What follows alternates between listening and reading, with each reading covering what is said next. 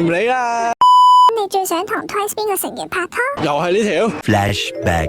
我自己私心最中意咧，就一定係 Kim 車王嘅。車王 Cooler。 End of flashback. 子瑜咯，同聲同氣啊嘛，即係起碼我講得明，佢聽得明，係咪先？咁人哋都識英文嘅。We have English lesson。唔理啦。Momo，首先佢跳舞好參啦，把聲又好聽。一定係 Sana，因為太可愛啦。